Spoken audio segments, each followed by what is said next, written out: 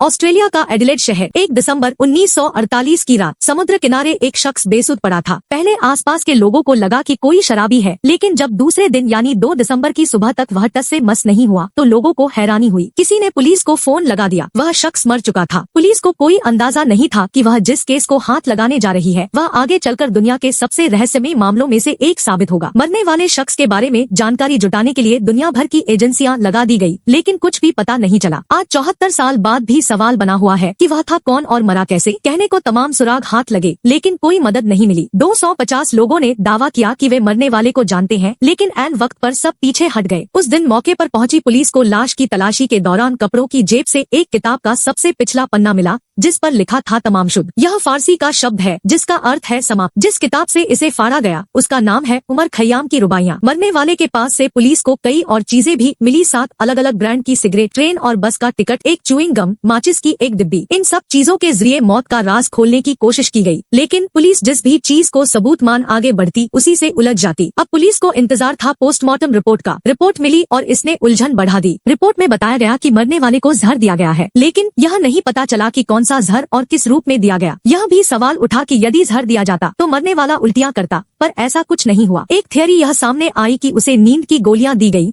लेकिन किसी निष्कर्ष पर नहीं पहुंचा जा सका। पुलिस को लगा कि अगर बॉक्सल जिंदा है तो हो सकता है कि उससे कोई सुराग मिल जाए। अब पुलिस बॉक्सल तक पहुंचती है, लेकिन वहां भी निराशा। बॉक्सल ने बताया कि उसे यह किताब इसी हाल में मिली थी, एक पन्ना फटा हुआ। आखिरकार इतनी तफ्तीश के बाद भी पुलिस खाली हाथ थी। उसे कोई सुराग नहीं मिल रहा था। 1 साल बाद मरने वाले के शव को दफना दिया गया। केस हालांकि दफन नहीं हुआ था। कई साल बाद एक महिला ने दावा किया कि वह उस शख्स को जानती थी, लेकिन जब पूछताछ हुई तो वह कुछ भी नहीं बता सकी। इस तरह करीब 250 लोग सामने आए, लेकिन वे बस हवा में तीर चला रहे थे। उनके लिए यह रहस्य मनोरंजन बन गया था। कुछ दिन बाद एक रिटायर्ड डिटेक्टिव ने दावा किया कि उसने उस कोड को डिकोड कर लिया है, लेकिन उसने जो डिकोड किया उसका कोई मतलब नहीं निकल रहा था। कुछ समय बाद इस केस में फिर एक नया मोड़ आया। एक व्यक्ति ने दावा किया कि वह मरने वाले शख्स की तरह ही एक दूसरे शख्स को जानता है। दोनों का हुलिया, रंग रूप, बनावट मिलती जुलती है। उस व्यक्ति ने कहा कि मरने वाले को एक बहुत रेयर बीमारी थी। ये दुनिया में 2% लोगों को ही होती है। दावा करने वाले का यह भी कहना था कि किताब ढूंढती हुई पुलिस जिस नर्स के पास पहुंची थी उसका बेटा रॉबिन और मरने वाले में बहुत समानता है। दोनों की शक्ल मिलती है। रॉबिन को भी वही रेयर बीमारी है। पुलिस इसे बड़ी सफलता मान रही थी। उसने रॉबिन का डीएनए टेस्ट कराने का निर्णय लिया, लेकिन यहाँ भी दुर्भाग्य ने पीछा नहीं छोड़ा। न तो रॉबिन ने इसकी इजाजत दी और न कोर्ट ने। पुलिस का मानना था कि यदि यह डीएनए टेस्ट हो जाता तो उसे बड़ी कामयाबी मिल जाती, केस सुलझ जाता। आखिर में हर तरफ से निराश होकर पुलिस ने बरसों की नाकाम कोशिश के बाद 2018 में इस केस की फाइल बंद कर दी। आज 74 साल बाद भी ऑस्ट्रेलियाई पुलिस को इस केस के बारे में एक भी पुख्ता सबूत नहीं मिल सका है। अब यह केस पुलिस में भर्ती होने वाले युवाओं को एक चैलेंज के रूप में दिया जाता है।